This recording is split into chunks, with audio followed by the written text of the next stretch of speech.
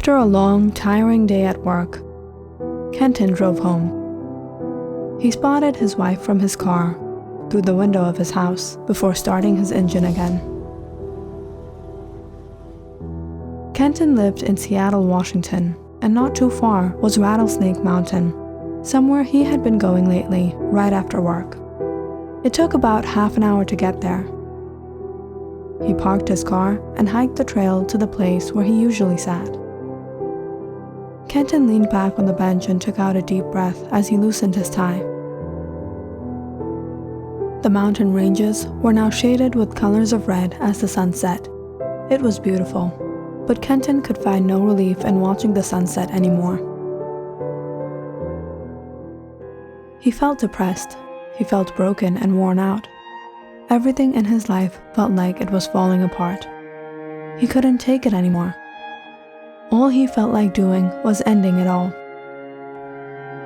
As Kenton sat there on the high mountain tops, he suddenly heard a few men walking down the trail behind him. He took a glance over his shoulder to see a group of college kids laughing and joking around. Kenton sighed and shifted his gaze to the rocky mountain ranges beneath him again. Kyle had traveled to Rattlesnake Mountain with his friends for a little thrill and adventure. The usual lounge at the bar was getting a bit too boring for him. He found a great spot and stopped to relax when suddenly he noticed a man sitting despairingly on a bench not too far away. By the looks of the man's face, by the way his shoulders pulled him down, his clothes drenched in sweat, Kyle started to get a bad feeling that something wasn't right. What was he doing here? Was he thinking of jumping? Had he come here to take his life? Kyle was all too suspicious to overlook the man, so he took leave from his friends and decided to check out the matter.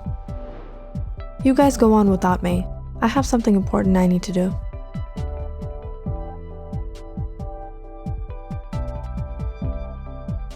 "Hey man, are you okay?" Kenton turned to see a young man standing beside him. He was tall, his hair was brushed back, he wore a leather jacket, and his hands were tucked in his pockets. Why was he talking to him? "Why do you ask?" Kenton sighed. "Right, sorry. Let me introduce myself. I live here in Seattle. What about you? Where are you from?" "I'm Kenton. I don't live too far from here myself." "Do you come here often then?" "Not really. I only recently discovered this place. It's nice to get away from the hustle, all the problems in life." "So that's the matter. But did you know sometimes the best solution isn't to isolate yourself? It's to stick right where you are and isolate the problem from your life instead." "Perhaps sometimes, but sometimes it's just better to quit. Otherwise it turns into a mentally unhinged obsession." "I won't agree with you on that one. It only becomes a mentally unhinged obsession when you try the wrong method over and over again. Sometimes we have to figure the way by thinking outside of the box. You're just another naive youngster. You still have that strength in you. But the reality of life is, when it doesn't work, it's hard to keep trying again and again. You don't get younger as the days pass by. You get older, you get weaker, and at one point, you're just left helpless. I'm tired of this. The fight is worthless. When I saw you, I figured something wasn't right. What's wrong? Has something happened? People don't normally come to these conclusions just like that. Everything that could go wrong has went wrong. I have no place to go anymore. I found out my wife has been cheating on me. We've been married for nearly 7 years, and she has been seeing someone else behind my back. Everything we had was an act. The smiles, the gestures, the love. I've been following her for some time, and I have no doubt that she has betrayed me. She doesn't know that I know, and I don't plan to tell her either. I just want to end it all here. Perhaps the problem was never around me. It was me." "Hold on. 7 years is a long time.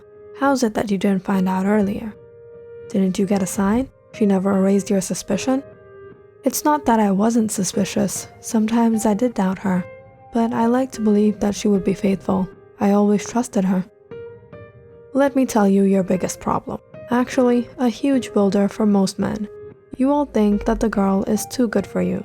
You think you don't deserve her for whatever reason. And then you start overlooking all this nonsense she does. In the beginning, we were in love. I don't know how things suddenly changed for her. I felt about her just the same, or maybe even more than the day we got married. Perhaps I still have feelings for her. And after all these years, now what? You want to end your life because of this?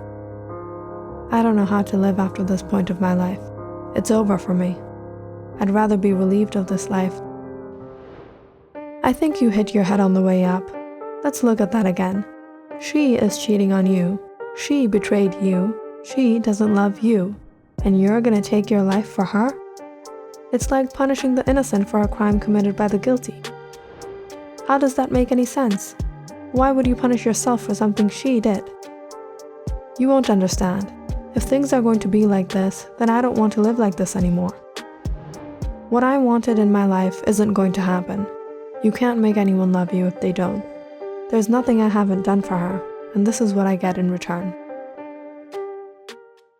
This isn't right, man. It can't end like this. At least, it can't end without revenge. And once you've got your revenge, there's no point of ending it anymore, 'cause then you're just a winner. You think you've lost everything, but you still have a chance to make things better. You'll be the real loser when you quit.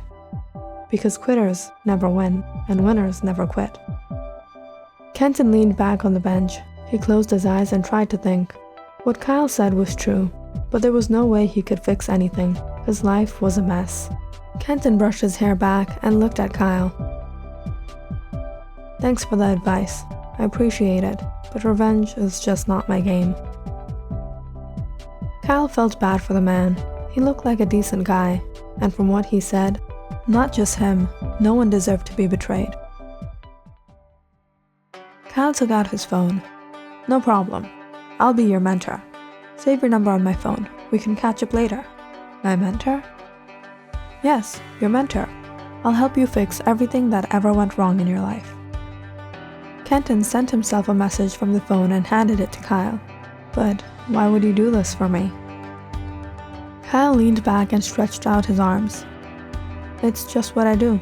I help people fix their love lives, their work lives, their personal lives, their lives in general. I was hanging out here with some of my friends. I told them to leave, but they're probably gonna wait for me anyway. I know how they are. They call me the date doctor. Date doctor? You mean like Will Smith? Is this your real job?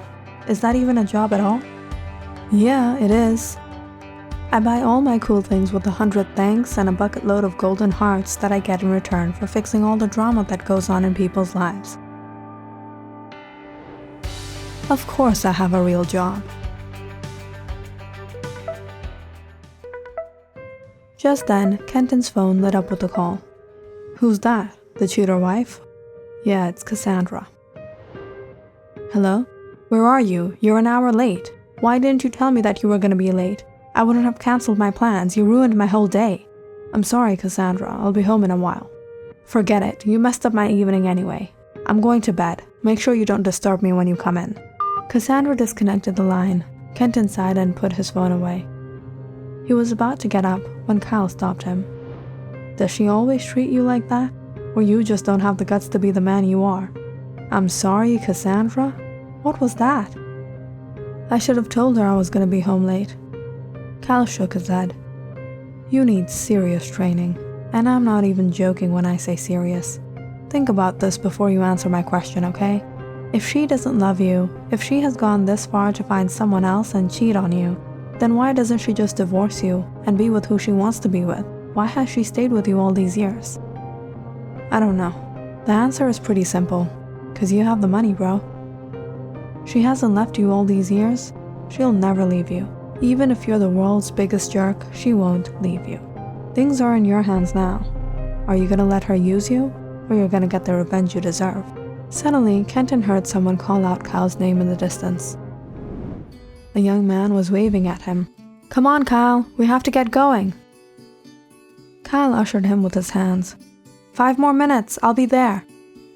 I thought they'd leave by now. Those are my friends. I told them to go on without me. Guess they decided to stick around. Kenton looked behind Kyle. I had a lot of friends back in my college days.